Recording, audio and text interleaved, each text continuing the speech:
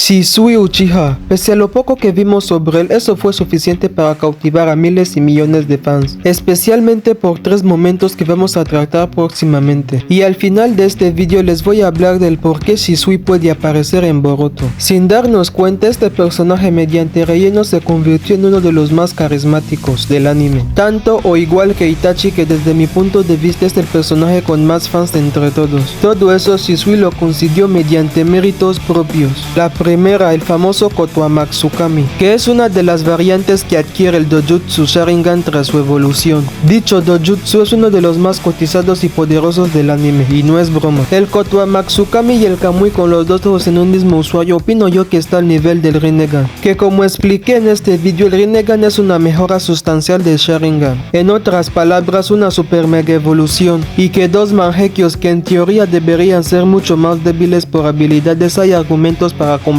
con un Rinnegan, que se dice que es un Dojutsu que proviene de los dioses, haciendo referencia a Goromo, y que para conseguirlo es tremendamente complejo, que no solo dependes de tus habilidades, sino que en la fase final para conseguir el Rinnegan dependes y necesitas el chakra de otro usuario, y que ese usuario tenga uno de los dos chakras de las dos famosas reencarnaciones que son Indra y Asura. Y coincidencia o no, son hijos del famoso dios Shinobi, no me refiero a Hashirama sino al Rikudo, a Goromo, y al mismo tiempo debes poseer el chakra del otro reencarnado. Y no solo es eso, para despertar el Rinnegan debes ser un Uchiha y tener tu Sharingan evolucionado hasta el Mangekyou Sharingan eterno.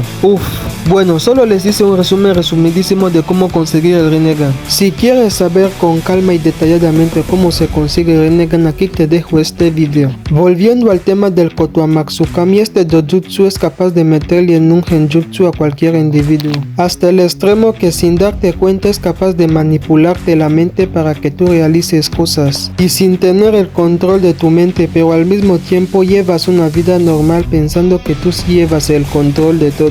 Prácticamente algo similar con lo que pasa en la película Huye. Por cierto, peliculazo. Pero en vez de usar genjutsus usan hipnosis, y lo curioso es que se dice que Danzo tenía pensado usar el Kotoamatsukami con ni más ni menos que Madara. Esto sí es descabellado.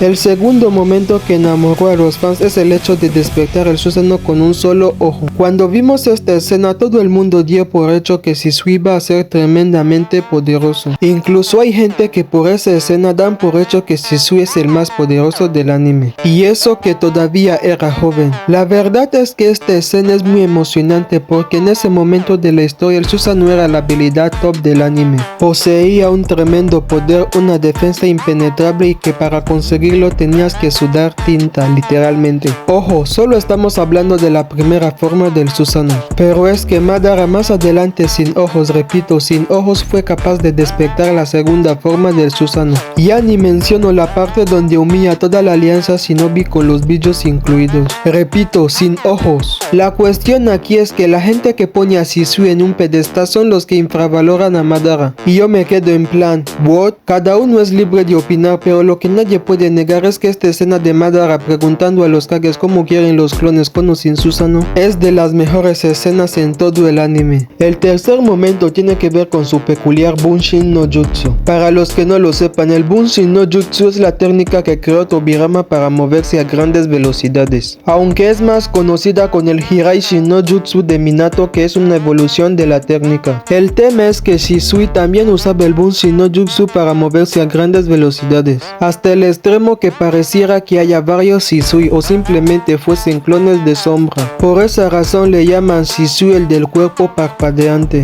Dicha habilidad se hizo tan famosa que en la villa le tenían mucho respeto, incluso el propio Hokage. El inútil de Hiruzen, que por su parecido con Kagami, que era abuelo de Shisui y compañero de Hiruzen, se ganó sus respetos. Aparte que era un shinobi sutil, brillante e inteligente. La pregunta es, ¿esas tres habilidades o momentos son suficientes para intuir que Shisui sería tremendamente poderoso? La respuesta es sí, pero lo que no estoy de acuerdo es que estos superfans, sin haber visto todo su potencial, y teniendo en cuenta que Shisui murió joven, vayan y digan que es el más poderoso del anime por sobre todo la razón del Kotoamatsukami. No olvidemos que dicho Dojutsu ante todo sigue siendo genjutsus, y que los genjutsus no tienen nada que hacer ante un usuario del Rinnegan. Y ahora, hablando acerca del por qué Shisui puede aparecer en Boruto, bueno, Sabemos que en Shippuden ha habido bastantes incoherencias y al mismo tiempo apariciones injustificadas, tales como la de Kaguya, Nagato controlando a los Pain o la de Obito. Presuntamente este último es con quien quiero compararlo.